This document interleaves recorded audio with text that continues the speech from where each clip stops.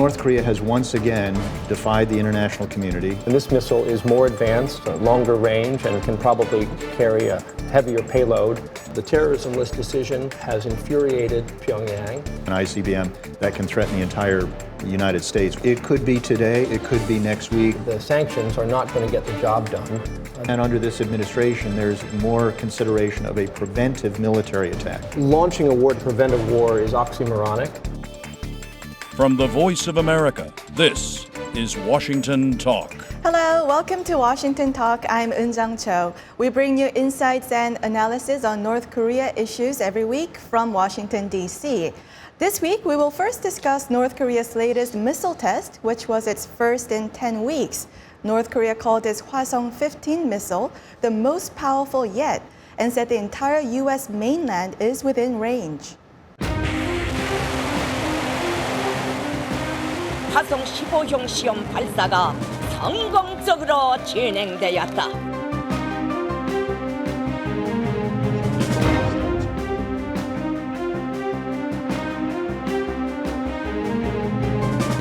Higher, frankly, than any previous shots they've taken.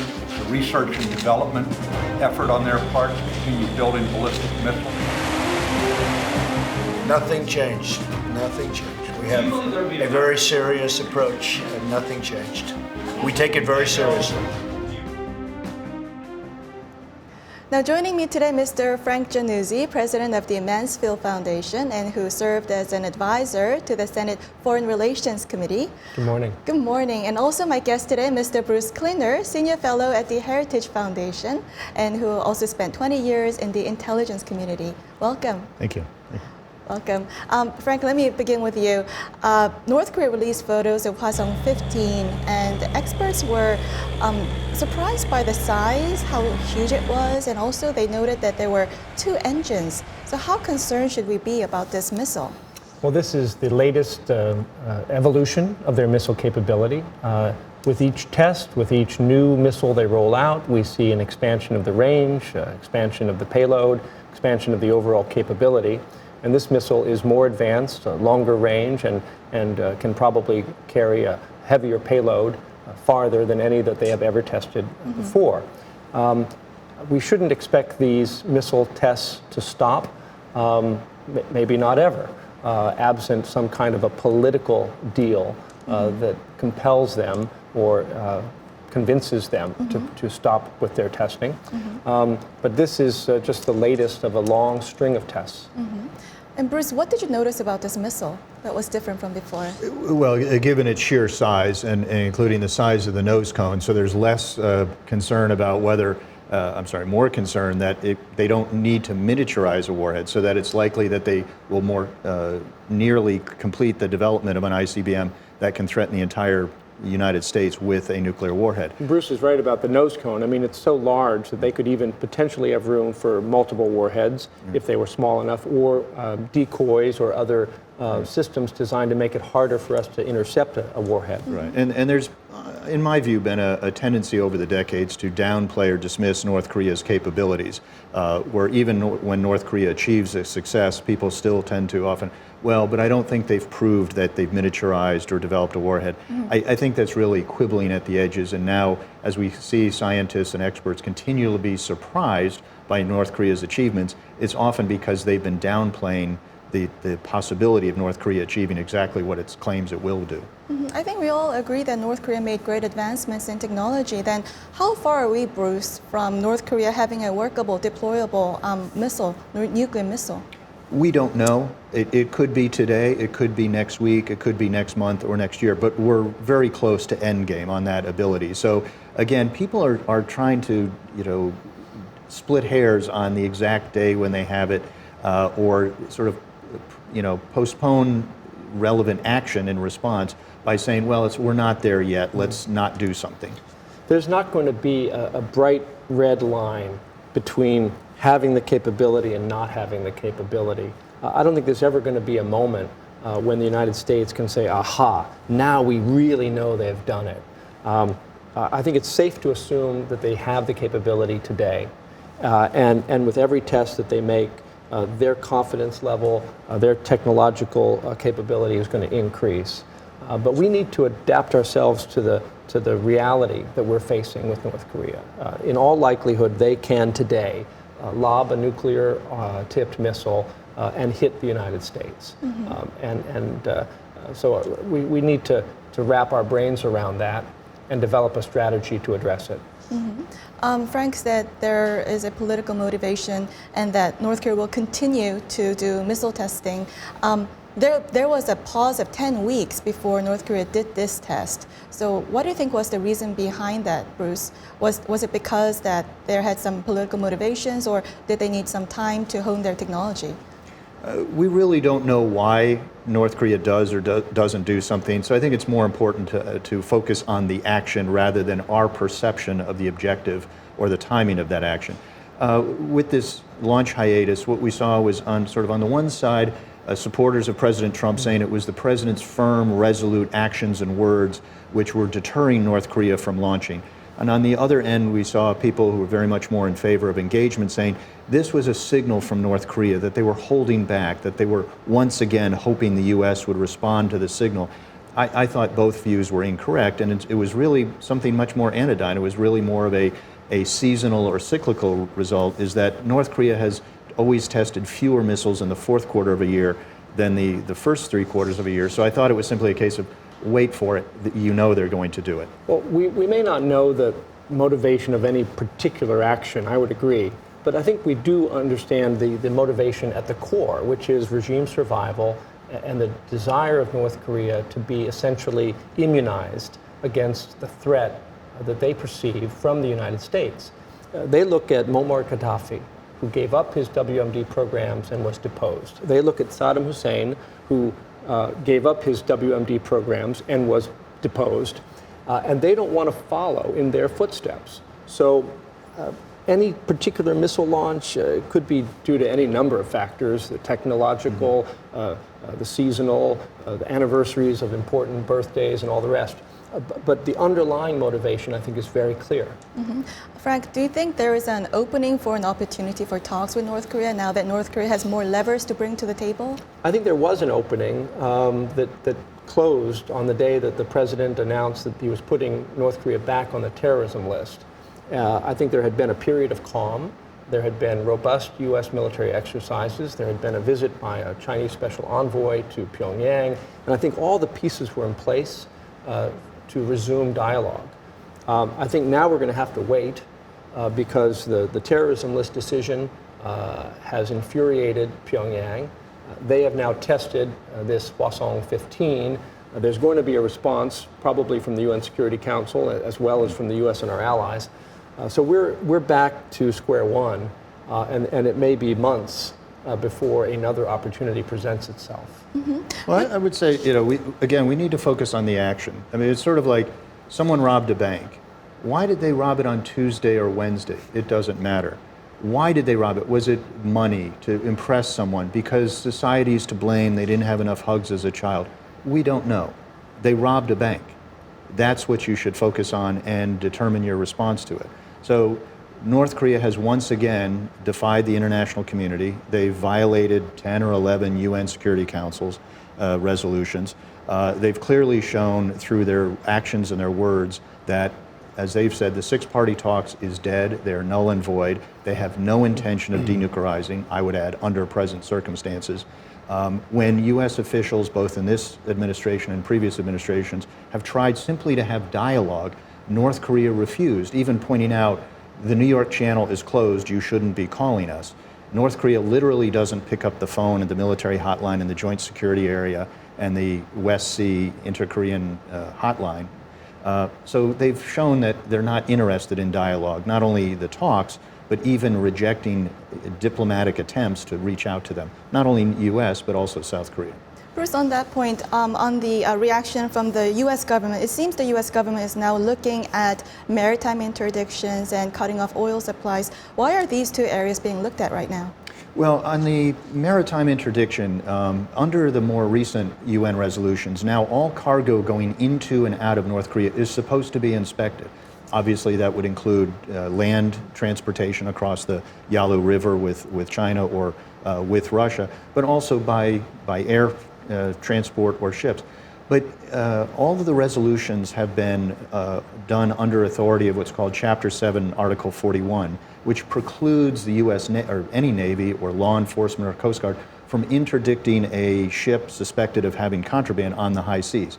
We've always been pushing for what's called Article 42, which would allow law enforcement and others to intercept a ship that we think is carrying nuclear material, missiles, et cetera. But China has always rejected that. So perhaps what the U.S. is going to try to do is have an international consortium like we did with the Proliferation Security Initiative under the George W. Bush administration to, whether it's intercept or inspect ships that we think are suspected of carrying something. Mm-hmm. And Frank, what is your suggestion to the U.S. government? What should they do? How should they react to North Korea's latest missile test? Well, there's going to be a pressure response, and I think that's appropriate. And I also think it's really important to try to tighten enforcement of sanctions, because it's obvious that the sanctions have utterly failed either to prevent North Korea from continuing to develop their missiles and nukes, or from crippling their economy. Their economy is growing, not shrinking.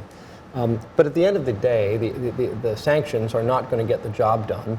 There's no way that China is going to impose sanctions severe enough to cripple North Korea. There has to be engagement. The only periods when we have had any progress with North Korea on their nuclear program have been periods where we have sat down with them and tried to understand the underlying motivations of the North Koreans. I think it's important to figure out why they're doing what they're doing. We're focused on stopping their capabilities, and we're ignoring the underlying causes of the conflict on the Korean Peninsula. Bruce, what do you think should be the way forward? Well, in Washington, the debate has often devolved into this binary pressure or engagement. And the reality is there are two sides of the same coin. We should have a comprehensive, integrated strategy using all the instruments of national power, diplomatic, informational, military, and economic. So, beyond that sort of false debate of one or the other, we do need to more fully enforce U.S. law and international law. We should more fully enforce required UN resolutions. We should also try to influence North Korea's business partners to move away from engaging with them economically by pointing out that their own reputation is being linked to this regime. So, we should be doing that, but also having military defenses for ourselves and our allies, and have the door open for diplomacy, certainly, if not a return to negotiations yet. Well, we're going to have to wrap our first discussion here, and we'll move on to our second topic. Hawaii this week resumed monthly statewide testing of nuclear attack warning sirens for the first time in 30 years, the first U.S. state to prepare for the possibility of a nuclear strike by North Korea. This morning, there was another missile launch from North Korea. Now, with this additional threat, we want to ask the public to be ready.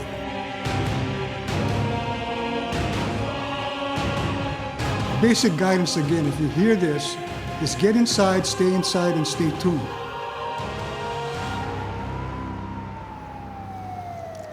Now, this is a siren sound. Does this ring a bell? Do you remember any time in your lifetime, have you ever done a siren drill before? Look, growing up in Texas, we used to have duck and cover exercises where we would get under the desks to prepare for a possible Soviet nuclear attack. There's no getting ready for a nuclear attack. The North Koreans have tested a nuclear device 20 times the size of Hiroshima. There's no preparing for it. There's no evacuating for it. So these kinds of drills, to be honest, they're pointless. They might create some false sense of security on the part of residents of Hawaii or other places that engage in them. But there's a reason why in South Korea, under artillery threat, nuclear threat, missile threat, why they don't have these drills on a daily basis, because they don't work. A war with North Korea is going to be catastrophic. And these kinds of civil defense drills, to me, are a feel-good exercise for government so that they can feel like, well, we're doing something. If a nuclear missile lands on Honolulu, there's not going to be anything left of Honolulu. Bruce, is this a feel-good exercise? Have you ever had an experience? In my childhood back in Connecticut, we had duck and cover exercises, so it does bring back memories. On the one hand, it seems like, well, if a local establishment wants to, as part of their civil defense, take measures to practice measures against a nuclear attack or a tsunami or earthquake, that's certainly their prerogative and certainly good planning. On the other hand, it does sort of, perhaps give a false sense of security. I would argue that ballistic missile defense systems deployed to Hawaii would be more effective, but also in conjunction with civil defense. And in South Korea, they do practice, response to a North Korean attack, though I think most of the citizens tend to ignore it.